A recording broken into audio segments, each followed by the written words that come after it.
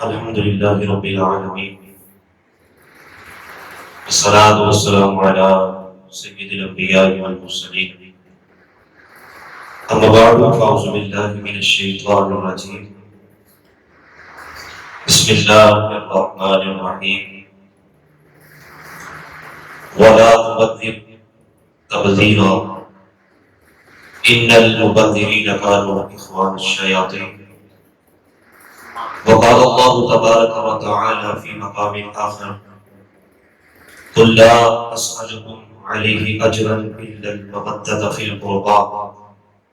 صدق الله مولانا العظيم. يا رسول الله انظر حالنا، يا حبيب الله اسمع قالنا، إننا في بحر هم مغرق، خذ يدي يا سيدي يا سيدنا أشقالنا. شيئا لله جو غدائے مستمر، المدد خواہم زشان لکشمن. ان اللہ وملائکتہ یصلون علی النبی یا ایہا الذین آمنوا صلوا علیہ وسلموا تسلیما. الصلاۃ والسلام علیک یا سیدی یا رسول اللہ وعلی والدیک وآلک وصحابک یا سیدی یا حبیب اللہ. حضرات محترم، جو مجھے عنوان دیا گیا وہ ہے اہل سنت و جماعت اور روافض میں عقائد میں فرق. اہل سنت و جماعت کا عقیدہ کیا ہے اور روافض کا عقیدہ کیا ہے؟ سب سے پہلے جس بات سے میں آج کی اپنی گفتگو کا آغاز کر رہا ہوں وہ ہے محبت اہل بیت.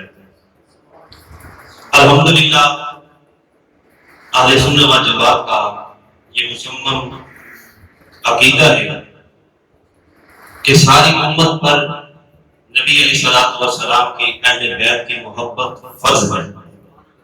اس کے بغیر کوئی شخص سچا مسلمان اور کامل مومن نہیں ہو سکتا. محبت کی دو قسمیں ہیں، ایک اختیاری اور دوسری غیر اختیاری. اختیاری محبت وہ ہے جس میں اپنی عقل و قلب پر پورا اختیار ہو. اس کی پھر آگے دو قسمیں کی گئی ہیں، نمبر ایک شرعی اور نمبر دو غیر شرعی. شرعی وہ محبت ہے جو شریعت کی حدود میں رہ کر کی جائے. شرعی محبت وہ محبت ہے جو شرعی حدود میں رہ کر کی جائے. جیسے جناب مولا علی مرتضی رضی اللہ تعالی عنہ کو شیخین کریمین جناب حضرت سیدنا ابو بکر صدیق رضی اللہ تعالی عنہ اور جناب سیدنا عمر فاروق رضی اللہ تعالی عنہ سے مقدم نہ کرنا اور شرعی ترتیب کے لحاظ سے افضل ماننا لازم اور یہ شرعی محبت ہے. یعنی کہ حضرت علی مرتضی رضی اللہ تعالیٰ آپ کی محبت، آپ سے محبت کی جائے، یہ ہمارے ایمان کا حصہ ہے، یہ ہم پر فرض ہے. لیکن جو ترتیب نبی علیہ الصلوۃ والسلام نے عطا کی، جو ترتیب خلفائے راشدین کی ہم تک پہنچی، وہ یہ ہے کہ سب سے پہلے خلیفہ بلا فصل تاجدار صداقت جناب سیدنا ابو بکر صدیق کی ذات ہے. ان کے بعد جناب سیدنا عمر فاروق رضی اللہ تعالی عنہ کی ذات ہے.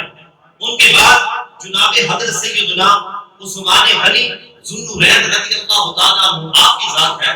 پھر اس کے بعد جناب مولا علی المرتضی کی ذات پاک. آئیے غیر شرعی محبت. غیر شرعی محبت وہ ہے جس میں جان بوجھ کر شریعت کی حدود کو نظر انداز کر دیا جائے. وہ غیر شرعی محبت وہ ہے جس میں جان بوجھ کر شریعت کی حدوں کو نظر انداز کر دیا جائے. اس کی پھر آگے تین قسمیں ہیں. نمبر ایک غلو، نمبر دو تبدیل اور نمبر تین رفض. غلو حد شرعی سے بڑھ جانا غلو کہلاتا ہے. یعنی اپنے آپ کو کسی کی محبت میں جو شریعت نے حد مقرر کی ہے اس سے بڑھ جانا، یہ غلو کہلاتا ہے۔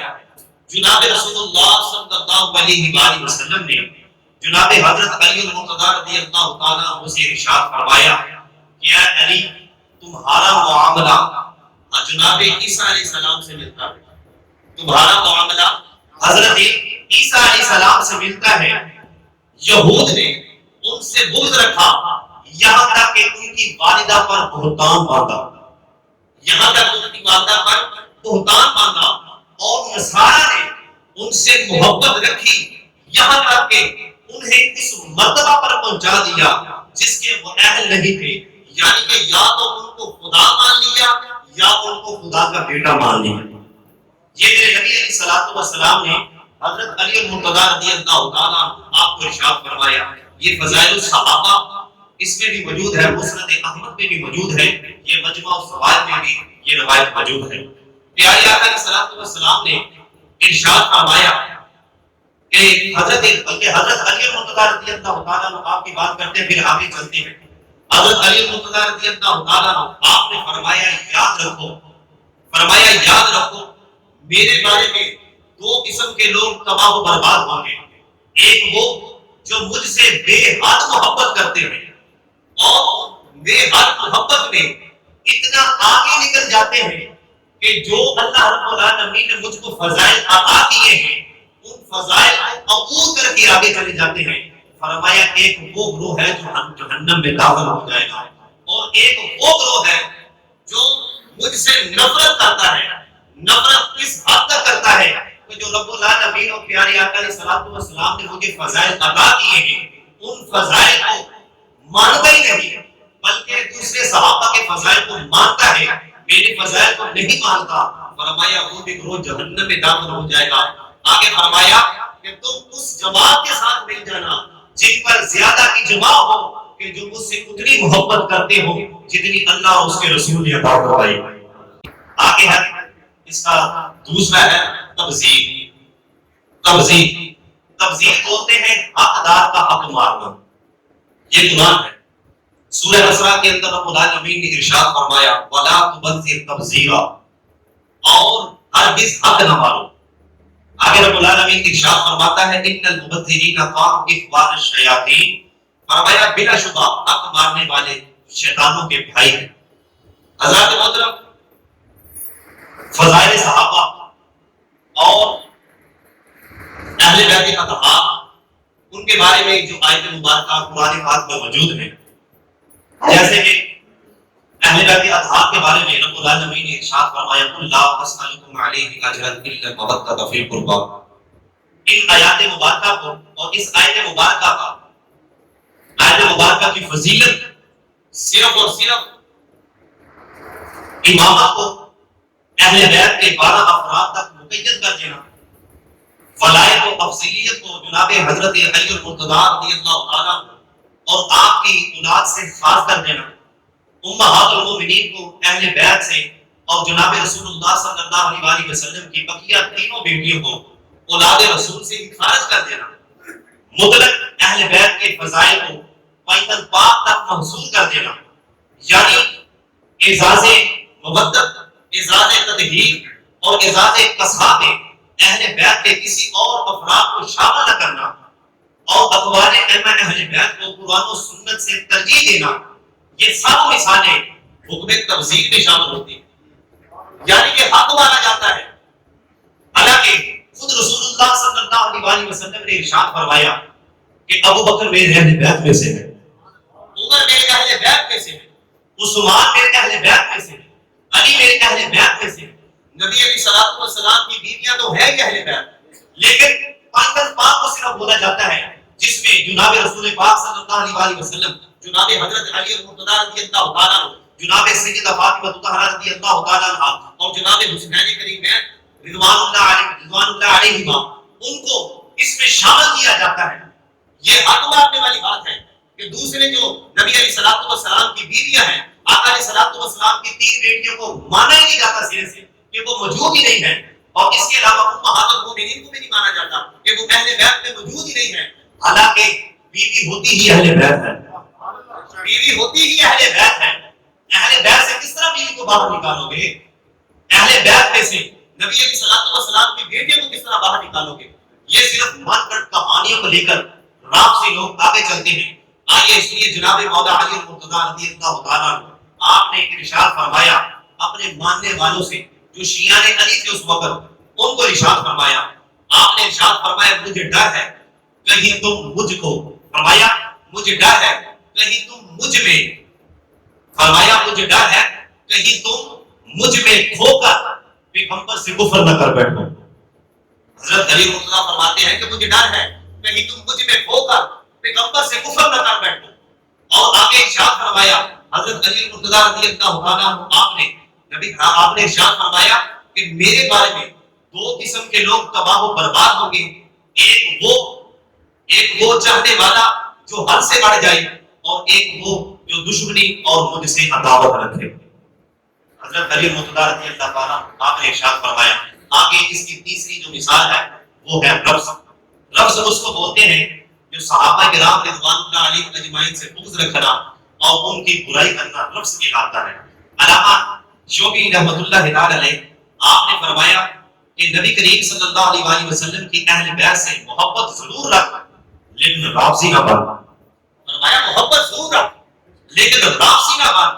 امام زید بن علی رضی اللہ تعالی عنہما آپ نے ارشاد فرمایا اللہ رب العالمین کی قسم، شیخین جناب سیدنا ابوبکر صدیق اور جناب سیدنا عمر فاروق رضی اللہ تعالی عنہما سے دشمنی حقیقت مولا علی سے دشمنی ہے، ان سے دشمنی مولا علی سے دشمنی ہے۔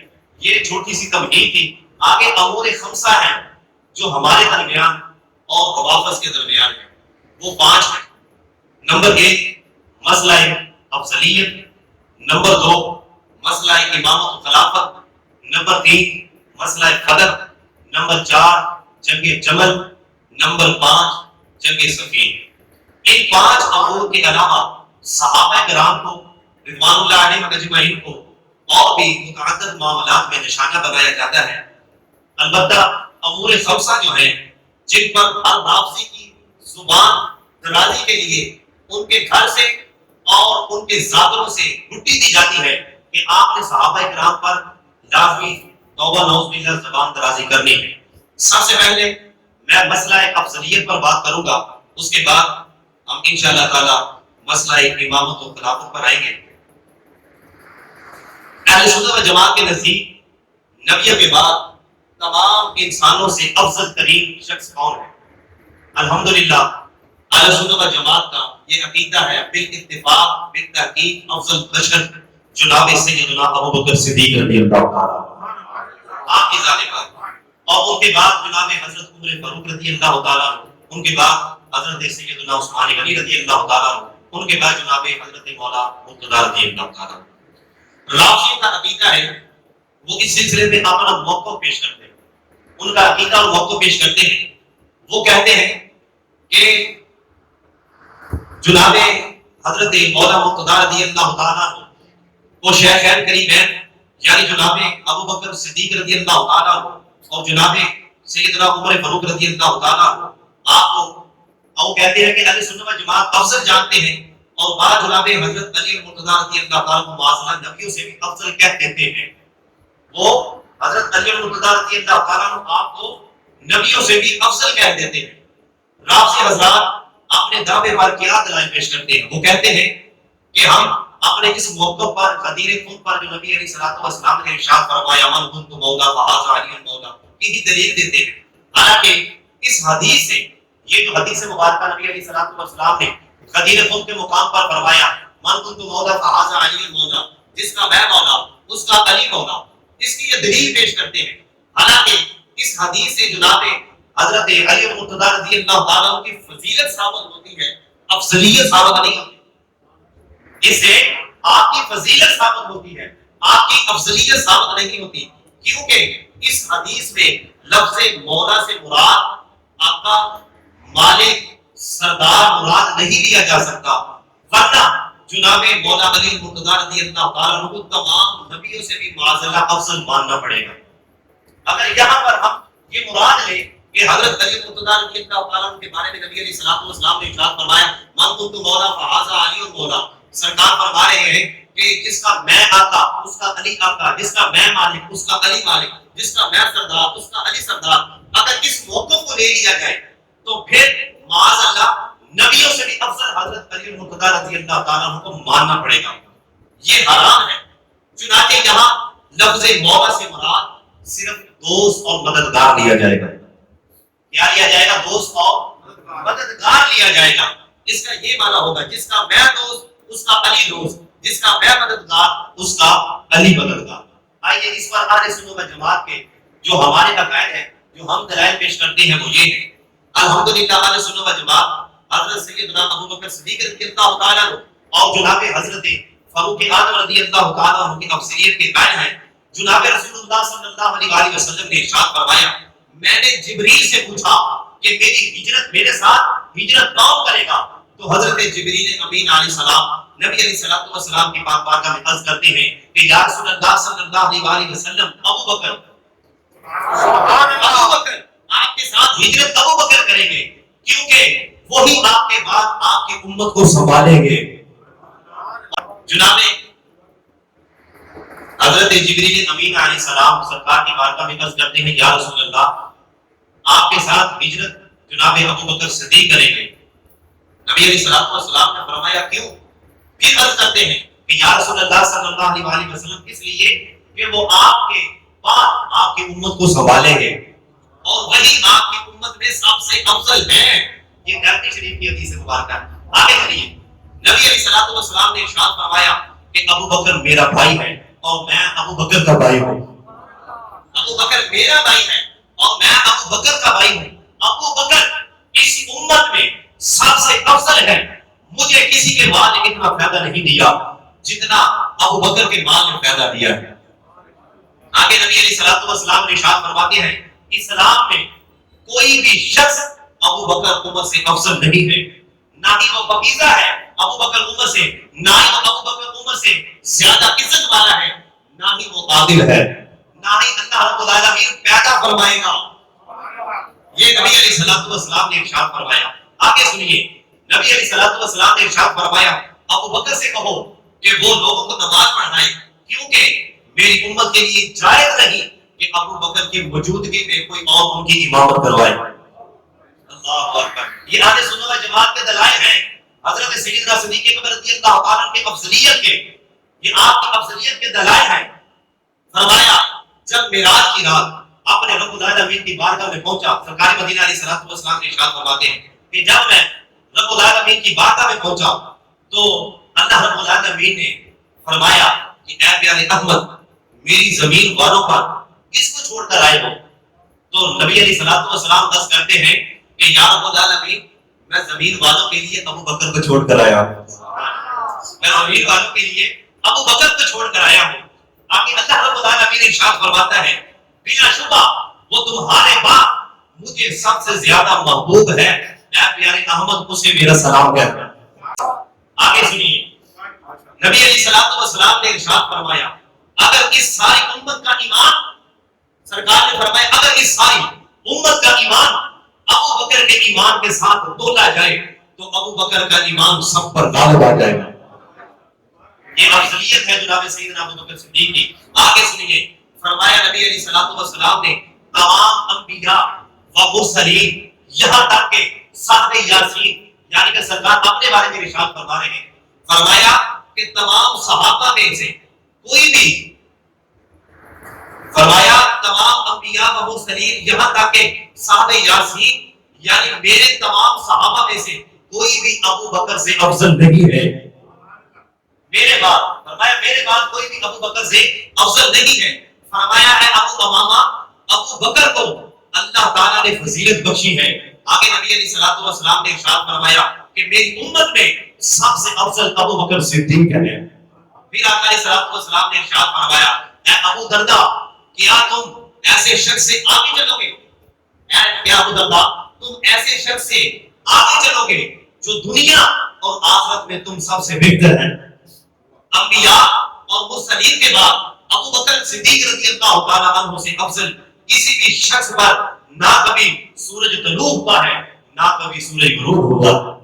یہ سرکار ارشاد فرما رہے ہیں. آگے سنیے نبی علیہ الصلوۃ والسلام نے ارشاد فرمایا، سرکار مدینہ علیہ الصلوۃ والسلام نے ارشاد فرماتے ہیں تم پر ابھی ابھی ایک ایسا شخص آنے والا ہے کہ اللہ تعالیٰ میرے بعد اس سے بڑھ کر افضل، اس سے بہتر کوئی شخص پیدا نہیں کرا۔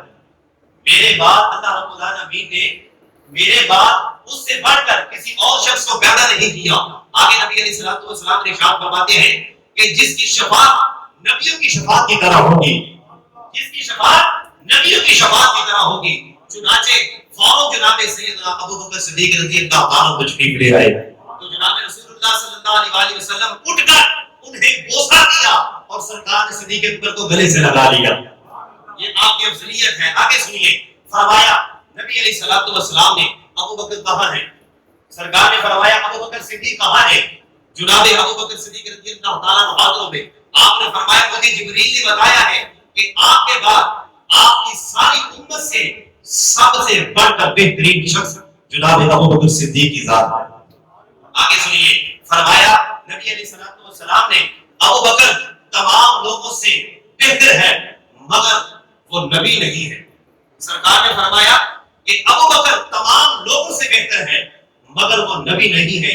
آگے سنیے، میرے نبی علیہ الصلوۃ والسلام نے ارشاد فرمایا جناب حضرت ابو بکر صدیق کے بارے میں اور جناب سیدنا عمر فاروق رضی اللہ تعالیٰ عنہ شیخین کریمین کے بارے میں نبی علیہ الصلوۃ والسلام نے ارشاد فرما رہے ہیں، فرمایا یہ دونوں ابو بکر اور عمر رضی اللہ تعالیٰ عنہما انبیاء و مرسلین کے علاوہ اگلے اور پچھلے تمام جنتی بوڑھوں کے سردار ہیں۔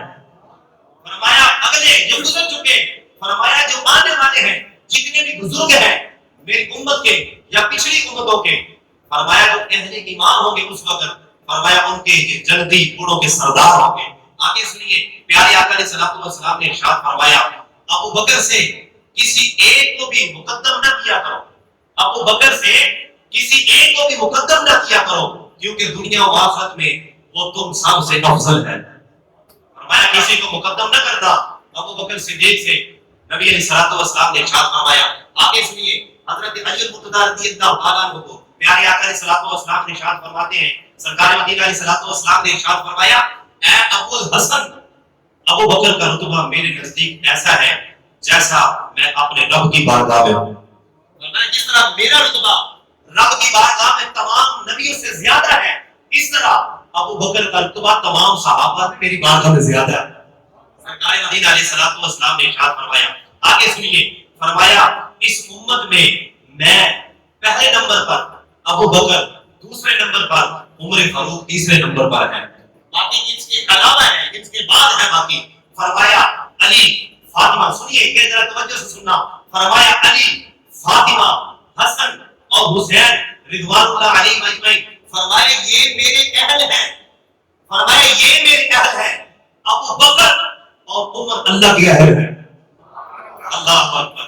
فرمایا فاطمہ، حسن، حسین، علی یہ میرے اہل ہیں، ابو بکر اور عمر اللہ کے اہل ہیں۔ آگے سنیے، کریم آقا علیہ الصلوۃ والسلام نے ارشاد فرمایا، آقا علیہ الصلوۃ والسلام نے فرمایا اللہ کے اہل میرے اہل سے افضل ہیں، فرمایا اللہ کے اہل میرے اہل سے افضل ہیں۔ آگے سنیے، جناب حضرت عمار بن یاسر رضی اللہ تعالیٰ عنہ فرمایا کرتے تھے کہ جس نے جناب رسول اللہ صلی اللہ علیہ وآلہ وسلم کے اصحاب سے کسی ایک کو بھی جناب سیدنا ابو بکر صدیق رضی اللہ تعالیٰ عنہ اور جناب سیدنا عمر فاروق رضی اللہ تعالیٰ عنہ پر فضیلت دی تو اس نے جناب رسول اللہ صلی اللہ علیہ وآلہ وسلم کے 12,000 صحابہ کی توہین کی۔ جس نے ان پر فضیلت دی اس نے 12,000 صحابہ کی توہین کی۔ یہ حضرت عمار بن یاسر رضی اللہ تعالیٰ عنہ ارشاد فرماتے ہیں۔ حضرات محترم، اس پر ائمہ اہل بیت جناب سیدنا ابو بکر صدیق کی فضیلت کیا بیان کرتے ہیں؟ یہ تو وہ ہے نا جو سرکار کے صحابہ ہیں، سرکار کے صحابہ نے ارشاد فرمایا۔ آئیے ائمہ اہل بیت کیا فرماتے ہیں جناب سیدنا ابو بکر صدیق رضی اللہ تعالیٰ عنہ آپ کی افضلیت کے بارے میں۔ جناب مولا علی المرتضیٰ رضی اللہ تعالیٰ عنہ آپ نے فرمایا کہ ابو بکر رضی اللہ تعالیٰ عنہ ہم سب سے افضل ہیں۔ آپ خود ارشاد فرما رہے ہیں، آپ نے فرمایا ابو بکر صدیق رضی اللہ تعالیٰ عنہ ہم سب سے افضل ہیں۔ جناب مولا علی المرتضیٰ رضی اللہ تعالیٰ عنہ نے ارشاد فرمایا کہ وصال نبی سے پہلے بھی ہمیں علم تھا کہ جناب رسول اللہ صلی اللہ علیہ وسلم کے بعد ابو بکر اور ان کے بعد عمر اور ان کے بعد جناب حضرت عثمان غنی رضی اللہ تعالیٰ عنہ افضل ہے. آپ نے فرمایا ہمیں پتا تھا، ہمیں معلوم تھا. آگے سنیے، جناب محمد بن حنفیہ رضی اللہ تعالیٰ عنہ فرماتے ہیں کہ جناب مولا علی المرتضی رضی اللہ تعالیٰ عنہ سے میں نے پوچھا، ابا جان اس امت میں جناب رسول اللہ صلی اللہ علیہ وسلم کے بعد کون سب سے بہتر ہے؟ تو جواب سنیے حضرت علی المرتضی رضی اللہ تعالیٰ عنہ کا. آپ نے فرمایا سرکار مدینہ علیہ الصلوۃ والسلام کے بعد جو سب سے افضل ہے وہ ابو بکر صدیق کی ذات ہے. جو ان کے بعد ہے وہ حضرت عمر فاروق کی ذات ہے. حضرات محترم آگے سنیے، عبداللہ بن زید رضی اللہ تعالیٰ عنہ کہتے ہیں کہ جناب مولا علی المرتضی رضی اللہ تعالیٰ عنہ نے ارشاد فرمایا اس امت میں جناب رسول اللہ صلی اللہ علیہ وسلم کے بعد سب سے افضل ابو بکر و عمر ہیں. اور جناب علی المرتضی رضی اللہ تعالیٰ نے ارشاد فرمایا کوئی شخص بھی مجھے ابو بکر و عمر رضی اللہ تعالیٰ عنہ سے افضل نہ کہے ورنہ میں اس سے بہتان باندھنے پر کوڑے ماروں گا. حضرت علی المرتضی رضی اللہ تعالیٰ خود ارشاد فرما رہے ہیں، آپ خود فرما رہے ہیں کہ فضائل صحابہ میں موجود ہے، کتاب و سنہ لا بن ابی قاسم میں جو موجود ہے روایت.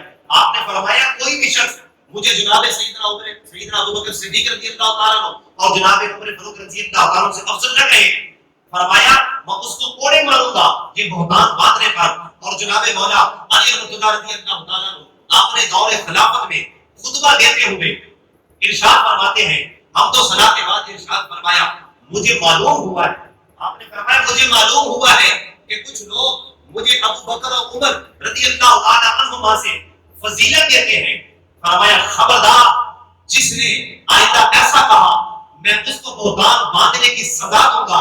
جناب رسول اللہ صلی اللہ علیہ وسلم کے بعد تمام لوگوں میں بہتر ابو بکر صدیق کی ذات ہے، ابو بکر صدیق کی ذات ہے. اور جناب مولا علی المرتضی رضی اللہ تعالیٰ عنہ نے فرمایا جس نے مجھے ابو بکر و عمر سے افضل کہا فرمایا میں اسے زانی کی سزا دوں گا. یہ جناب حضرت علی المرتضی رضی اللہ تعالیٰ عنہ فرمان ہے، یہ فضائل کی شان میں موجود ہے. آگے چلیے، جناب مولا علی المرتضی رضی اللہ تعالیٰ عنہ اپنے دور خلافت میں منبر پر فرمایا اس امت میں نبی کریم صلی اللہ علیہ وآلہ وسلم کے بعد سب سے بہتر ابو بکر کی ذات ہے، اس کے بعد عمر کی ذات ہے، اس سے بعد حضرت عثمان غنی رضوان اللہ علیہ اجمعین کی ذات ہے. یہ حضرت علی المرتضی رضی اللہ تعالیٰ عنہ ارشاد فرما رہے ہیں. جناب امام حسن مجتبی رضی اللہ تعالیٰ عنہ ان کے پوتے جناب محمد بن عبداللہ رضی اللہ تعالیٰ عنہ کے پاس کوفہ کے کچھ لوگ آئے اور جناب حضرت ابو بکر اور جناب حضرت عمر فاروق رضی اللہ تعالیٰ عنہما کے بارے میں سوال کرنے لگے. سوال کیا اور کہا کہ تو اپنے ساتھیوں کی جانب چہرہ کر کے فرمایا. ان سے سوال کیا اس بارے میں کہ ہمیں بتائیے، تو آپ نے سوال کے بارے میں آپ کو جواب دیتے ہوئے فرمایا ان لوگوں کو دیکھو، فرمایا ان لوگوں کو دیکھو کہ یہ مجھ سے سوال کر رہے ہیں کہ ابو بکر اور عمر رضی اللہ تعالیٰ عنہ کے بارے میں پوچھنے آئے ہیں تو سنو. فرمایا سن لو، وہ دونوں میرے نزدیک مولا علی المرتضی رضی اللہ تعالیٰ عنہ سے افضل ہے. یہ حضرت حسن مجتبی حضرت علی المرتضی رضی اللہ تعالیٰ عنہ کے بیٹے حضرت حسن مجتبی کے پوتے فرما رہے ہیں کہ حضرت ابو بکر صدیق اور عمر فاروق رضی اللہ تعالیٰ عنہ حضرت علی المرتضی سے افضل ہے. امام باقر رضی اللہ تعالیٰ عنہ فرماتے ہیں جو شخص جناب ابو بکر صدیق رضی اللہ تعالیٰ عنہ کو فضیلت نہیں دیتا یا ان کی فضیلت نہیں جانتا وہ شریعت میں جاہل ہے. جو ان کی فضیلت ہی نہیں جانتا، اس کو پتہ ہی نہیں کہ افضل البشر بعد الانبیاء ہے، جس کو یہ نہیں معلوم فرمایا وہ شریعت میں جاہل ہے. آگے امام باقر رضی اللہ آگے آپ نے ان سے فرمایا کہ وہ جاہل ہے. آگے یہ سوال پیدا ہوتا ہے کہ حضرت علی المرتضی رضی اللہ تعالیٰ عنہ آپ کی افضلیت اور جناب سیدنا صدیق اکبر رضی اللہ تعالیٰ عنہ آپ کی افضلیت، یہ رافضی لوگ حضرت عمر حضرت مولا مرتضی رضی اللہ تعالیٰ آپ کی افضلیت کے قائل ہیں. اور الحمدللہ اہل سنت و جماعت آپ کا یہ عقیدہ ہمارا گھڑا عقیدہ نہیں ہے، ہماری من گھڑت روایتیں نہیں ہیں. ابن حسن اس دن ارشاد فرما رہے تھے کہ ہمارا عقیدہ من گھڑت اور کہانیاں یا تاریخ والا نہیں ہے، الحمدللہ ہمارا عقیدہ قرآن والا ہے، ہمارا عقیدہ حدیث مصطفیٰ والا، الحمدللہ ہمیں عطا کیا۔ اگر کوئی شخص اہل سنت جماعت ہونے کا دعویٰ ہے، آج کل یہ لوگ بہت ہیں، ان پر آپ نے توجہ کرنی ہے، بڑی بڑی گدیوں والے بھی، بڑے بڑے چبے کبے والے بھی، اور تین تین ان کے اوپر وہ سیڑھیاں لگی ہوتی ہیں، وہ کہہ رہے ہوتے ہیں، یہ بات توجہ سننا، اگر کوئی شخص اہل سنت ہونے کا دعویٰ کرے لیکن جناب مولا علی رضی اللہ تعالیٰ عنہ کو جناب ابو بکر اور عمر فاروق رضی اللہ عنہ سے افضل جانے تو اس پر کیا فتویٰ ہے؟ اس پر کیا فتویٰ ہے؟ سنیے، ایسا شخص بالاتفاق اہل سنت سے خارج ہے، تفضیلی ہے، شیعہ ہے، یہ سن لیں، اصول لالکائی نمبر 1، نمبر 2 فقہ اکبر، نمبر 3 شرح عقائد، نمبر 4 کتاب العقائد، اور نمبر 5 عقد الفریق۔ عقد الفریق اس کتاب میں لکھا ہوا، یہ ہماری عقیدے کی کتاب ہے، ان میں لکھا ہوا ہے جو شخص حضرت ابو بکر صدیق رضی اللہ تعالیٰ عنہ آپ کی افضلیت کو نہیں مانتا وہ تفضیلی شیعہ اور رافضی ہے، وہ تفضیلی شیعہ اور رافضی ہے۔ جناب رسول اللہ صلی اللہ علیہ وسلم کے حکم سے آپ کے وصال شریف تک جناب صدیق اکبر رضی اللہ تعالیٰ عنہ آپ نے کتنی نمازیں پڑھی؟ یہ بھی افضلیت کی بات ہے۔ جواب سنیے، رافضی ان کی کتاب ہے دور نجفیہ شرح نہج البلاغہ، یا ان کی کتاب سے حوالہ دے رہا ہوں، ہماری کتابوں میں الحمدللہ بڑی پڑی ہے اس بات پر، اور الحمدللہ ہمارا عقیدہ ہے کہ نبی علیہ الصلوۃ والسلام، آقا علیہ الصلوۃ والسلام جب بیمار ہوئے تو جناب حضرت ابو بکر صدیق رضی اللہ تعالیٰ عنہ آپ کو نمازیں پڑھاتے رہے۔ سنیے، یہ نہج البلاغہ جس کو یہ قرآن ثانی بھی کہتے ہیں، رافضی لوگ اس کو قرآن ثانی بھی کہتے ہیں، یہ سنیے، اس کی دورہ نجفی شرح اس کی گئی، اس کا صفحہ نمبر 225 میں لکھا ہے کہ جناب ابو بکر صدیق رضی اللہ تعالیٰ عنہ کو جناب رسول اللہ صلی اللہ علیہ وسلم نے اپنے وصال سے 3 دن پہلے نماز پڑھانے کا حکم دیا، اور صرف یہ ایک نماز ہی نہیں بلکہ وصال نبوی تک بقیہ 2 دن بھی آپ رضی اللہ تعالیٰ عنہ لگاتار نمازیں پڑھاتے رہے۔ یہ ہماری کتاب نہیں، ان کی کتاب ہے، اس میں موجود ہے، لیکن یہ بتاتے نہیں، اپنے پیٹ کی حوث کو مٹانے کے لیے، لوگوں کو بھڑکانے کے لیے جو لفظ کی گھٹی دی جاتی ہے ان کو کہ آپ نے صرف صحابہ کرام رضوان اللہ علیہم اجمعین کے بارے میں توبہ نعوذ باللہ بہتان درازی کرنی ہے اور اپنی زبان درازی کرنی ہے جس سے ان کو مال و دولت ملتا ہے اور اپنے پیٹ کی حوث نہیں بنتی، اور ان کی کتابوں میں لکھا ہوگا ہے فضیلت کے بڑی بڑی ہیں کتابیں، لیکن پڑھتے ہی نہیں، بیان نہیں کرتے، بتاتے ہی نہیں، بتاتے گوارا نہیں کرتے بتانے۔ الحمدللہ اہل سنت و جماعت کا بچہ بچہ اس بات پر ایگری ہے، اور انشاءاللہ ہوگا جب ہم اس باتوں کو لے کر اپنے بچوں کو یہ بات اور عقیدے کے بارے میں بتائیں گے، ہم اپنے بچوں کو ان عقائد کے بارے میں بتائیں گے، تو انشاءاللہ تعالی ہمارا بچہ بچہ جب ان سے پوچھا جائے گا کہ نبی علیہ الصلوۃ والسلام کے بعد افضل کون ہے تو وہ کہے گا، اس سے زبان سے کن الفاظ نکلیں گے؟ جناب ابو بکر صدیق کی ذات۔ انشاءاللہ آگے سنیے، تو سوال ہے کہ کیا جناب رسول اللہ صلی اللہ علیہ وسلم نے خود جناب صدیق اکبر رضی اللہ تعالیٰ کے پیچھے نماز پڑھی؟ یہ سوال پیدا ہوتا ہے کہ کیا رسول اللہ صلی اللہ علیہ وسلم کے پیچھے نماز پڑھی ہے؟ جی ہاں، فضائل صحابہ صفحہ نمبر 63، مجموع الزوائد جلد نمبر 9 صفحہ 12 میں روایت ہے کہ جناب رسول اللہ صلی اللہ علیہ وسلم نے انہی دنوں میں آپ رضی اللہ تعالیٰ عنہ کی ابتدا میں باجماعت صف میں کھڑے ہو کر نماز ادا فرمائی، سرکار نے نماز ادا فرمائی۔ کیا جناب مولا علی رضی اللہ تعالیٰ عنہ آپ نے بھی نماز پڑھی ہے؟ جی ہاں، رافضیوں کی کتاب تفسیر قمی، رافضیوں کی کتاب تفسیر قمی صفحہ نمبر 503 میں ہے، جناب مولا علی مرتضی رضی اللہ تعالیٰ عنہ بھی جناب صدیق اکبر رضی اللہ تعالیٰ عنہ کی ابتدا میں نماز پڑھی ہے۔ یہ ہوگی افضلیت۔ اب ہم یہ مسئلہ افضلیت تھا، اس پر آپ نے جتنا بھی ہو سکا میں نے بیان کیا، سبحان اللہ۔ اور آگے ہم مسئلہ امامت و خلافت پر آتے ہیں۔ خلافت راشدہ سے کیا مراد ہے؟ یہ ہم مسئلہ خلافت بیان کرنے لگے ہیں، خلافت راشدہ سے کیا مراد ہے؟ اس کا جواب یہ ہے کہ خلافت راشدہ سے مراد ایسی خلافت ہے جو آخری لمحات تک سراسر دیانتداری اور حق پرستی پر قائم رہی۔ یہ الحمدللہ اس پر عقیدہ رکھنا، خلافت راشدہ جو آخری لمحات تک، یعنی جو 30 سال کا دورانیہ تھا، نبی علیہ الصلوۃ والسلام کے رسالے کا کمال کے بعد جو 30 سال کا جو دور تھا خلافت راشدہ کا، اس میں ہے کہ آخری لمحات تک سراسر دیانتداری اور حق پرستی پر قائم رہی۔ چنانچہ یہی وہ خلافت ہے جس کی پیروی کو ہر حال میں لازم پکڑنے کے لیے خود جناب رسول اللہ صلی اللہ علیہ وسلم نے ارشاد فرمایا، علیکم بسنتی و سنت خلفاء الراشدین المہدیین۔ نبی علیہ الصلوۃ والسلام نے ارشاد فرمایا، تم میری سنت اور خلفاء راشدین کی سنت کی پیروی کو لازم پکڑنا۔ یہ سرکار نے خود ارشاد فرمایا ہے۔ خلافت راشدہ کا زمانہ کتنا ہے؟ جناب رسول اللہ صلی اللہ علیہ وسلم نے ارشاد فرمایا کہ خلافت راشدہ میرے بعد تم میں صرف 30 سال رہے گی۔ اور خلافت راشدہ کون کون ہے؟ نمبر 1 خلیفہ بلا فصل جناب سیدنا ابو بکر صدیق رضی اللہ تعالی عنہ۔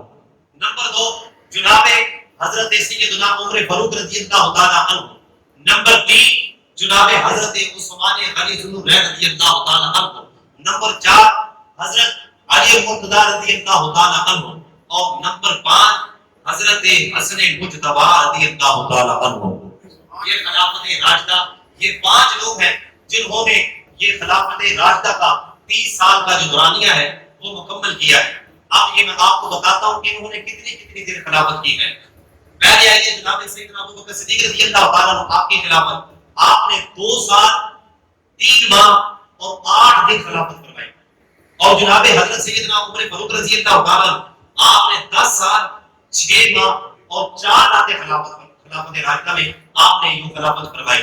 حضرت سیدنا عثمان غنی رضی اللہ تعالیٰ عنہ، آپ نے 11 سال اور 1 دن کم 7 ماہ سے 1 دن کم 11 سال آپ نے خلافت فرمائی۔ اور اس کے بعد جناب حضرت علی مرتضی رضی اللہ تعالیٰ عنہ، آپ نے 4 سال سے 1 دن کم آپ نے خلافت فرمائی۔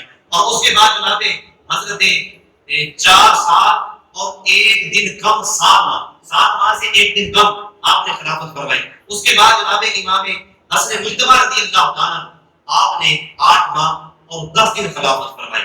یہ خلافت راشدہ کا 30 سال کا دورانیہ جو ہے یہ مکمل ہوا۔ آگے مسئلہ خلافت پر رافضی حضرات کا کیا عقیدہ ہے؟ اب ان کا عقیدہ سنیے، وہ عقیدہ کیا بیان کرتا ہے، اس کو آپ نے ذہن میں رکھنا ہے۔ انشاءاللہ آگے ہم جو عقائد بیان کریں گے وہ عقائد الحمدللہ اہل سنت و جماعت ہوں گے، اور ان کو ان کی کتابوں سے اور الحمدللہ اپنی کتابوں سے ہم جواب دیں گے۔ سب سے پہلے وہ کہتے ہیں کہ مسئلہ خلافت کے سلسلہ میں وہ کہتے ہیں پہلے 3 خلفاء جو جناب حضرت سیدنا ابو بکر صدیق رضی اللہ تعالیٰ، جناب عمر فاروق رضی اللہ تعالیٰ اور جناب عثمان غنی رضی اللہ تعالیٰ، ان کے بارے میں لکھتے ہیں، وہ کہتے ہیں پہلے 3 خلفاء نے مولا علی مرتضی رضی اللہ تعالیٰ عنہ کے حق کو توبہ نعوذ باللہ زبردستی چھینا۔ یہ ان کا عقیدہ ہے۔ عقیدہ سنیے پہلے، وہ کہتے ہیں کہ ان کا حق زبردستی چھینا کیونکہ مولا علی مرتضی رضی اللہ تعالیٰ عنہ کی خلافت بلا فصل کا خود اللہ تعالیٰ نے قرآن میں جناب رسول اللہ صلی اللہ علیہ وسلم کو حکم دیا تھا۔ یہی وجہ ہے کہ آپ صلی اللہ علیہ وسلم نے اپنے بعد خلافت بلا فصل کی مولا علی رضی اللہ تعالیٰ عنہ حق میں وصیت فرمائی تھی۔ نمبر 1 یہ بات کرتے ہیں۔ نمبر 2 وہ کہتے ہیں پہلے 3 خلفاء کا دور ظلم و جفا کا دور تھا۔ خلافت راشدہ کا زمانہ دراصل جناب سیدنا مولا علی مرتضی رضی اللہ تعالیٰ عنہ کا زمانہ ہے۔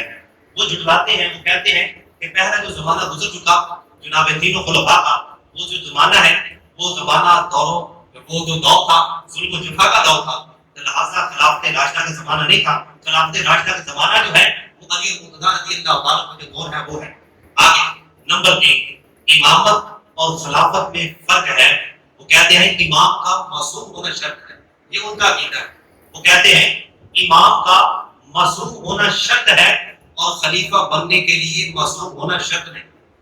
یہ 2 باتیں ہیں، امام اور خلیفہ۔ وہ کہتے ہیں امام کا معصوم ہونا شرط ہے اور خلیفہ بننے کے لیے معصوم ہونا شرط نہیں، لہذا پہلے 3 خلفاء امامت سے محروم تھے اور صرف خلیفہ تھے۔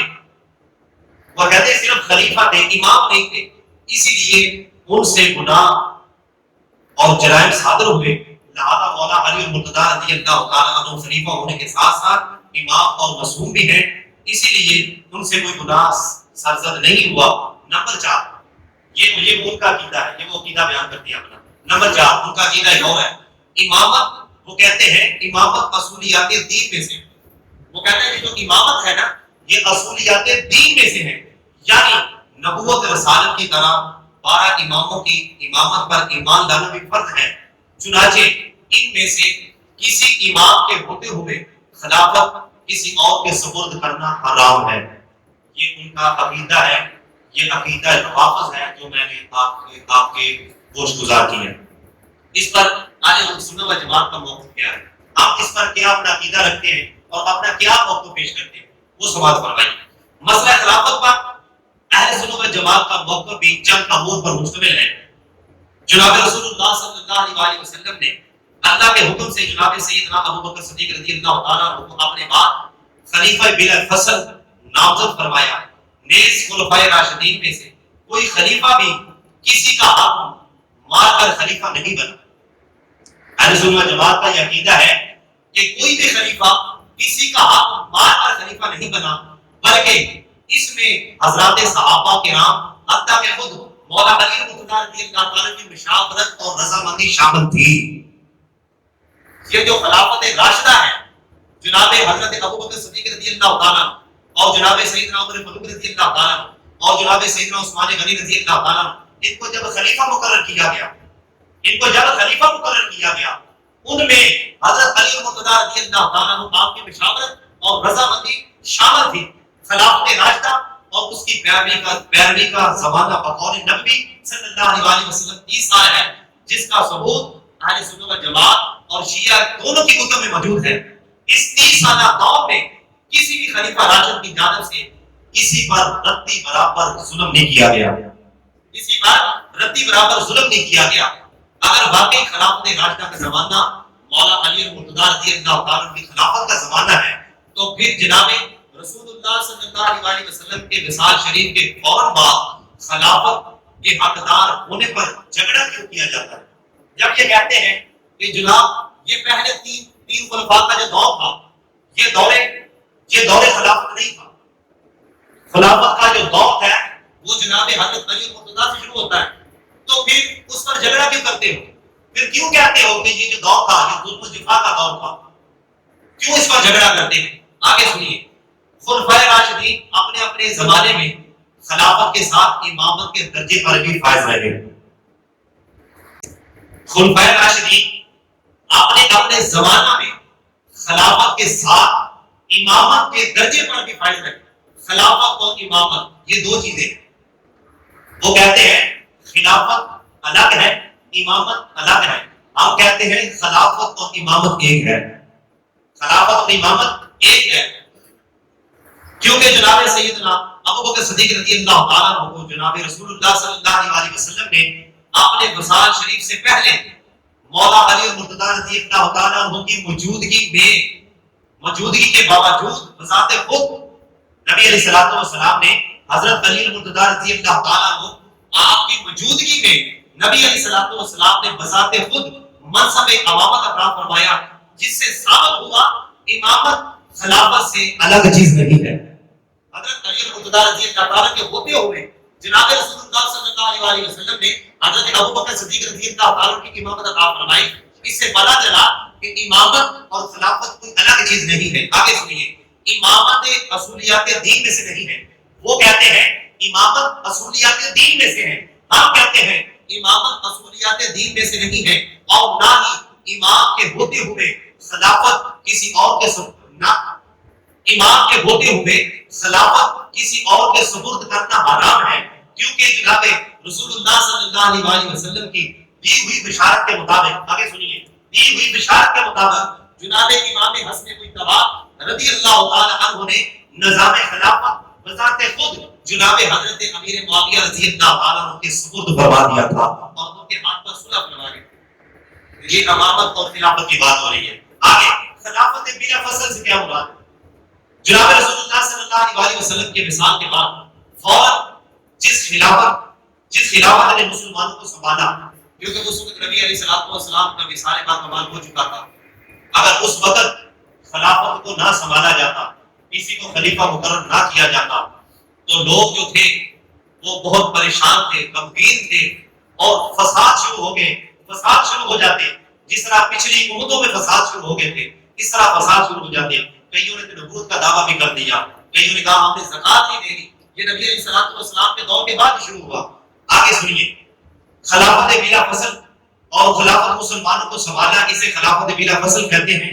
اس لحاظ سے جناب حضرت عمر فاروق، حضرت عثمان ذو النورین، حضرت علی المرتضیٰ اور امام حسن کی مجتبی رضی اللہ تعالی خلافت راشدہ تو ہے، آپ کی خلافت راشدہ تو ہے، لیکن خلافت بلا فصل نہیں، کیونکہ یہ عذاب صرف اور صرف نبی علیہ الصلوۃ والسلام نے خاص جناب ابوبکر صدیق رضی اللہ تعالی عنہ کو عطا کیا، کسی اور کو یہ عطا نہیں کیا.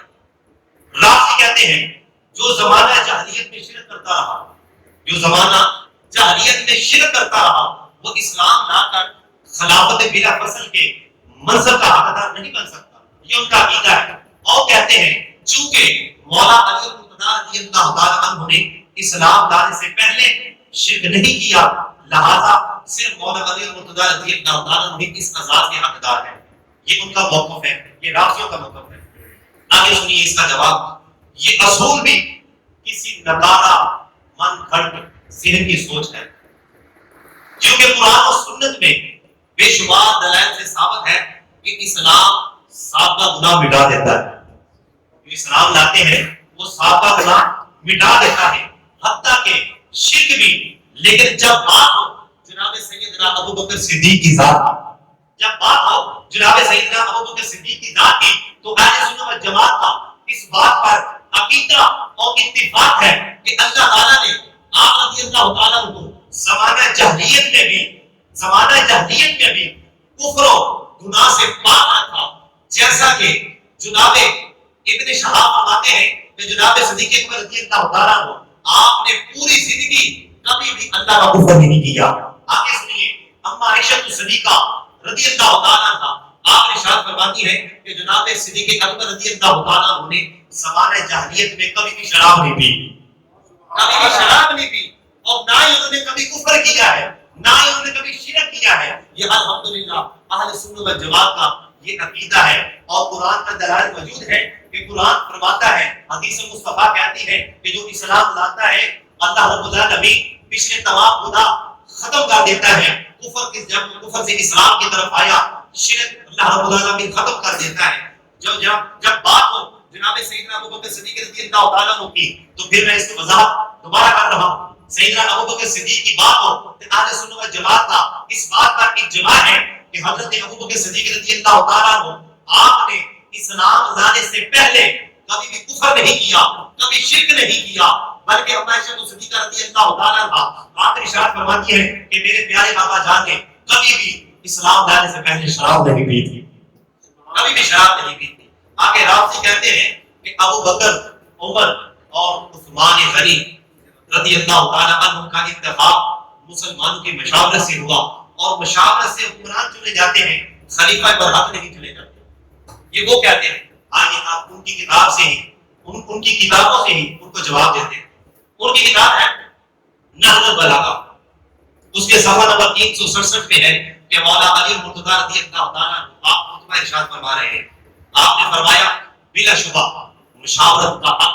یہ سنیے، سرکار مدینہ علیہ السلام کے وصال بعد کمال کے بعد جو خلافت شروع ہوئی، حضرت علی المرتضیٰ رضی اللہ تعالیٰ عنہ کیا ارشاد فرما رہے ہیں.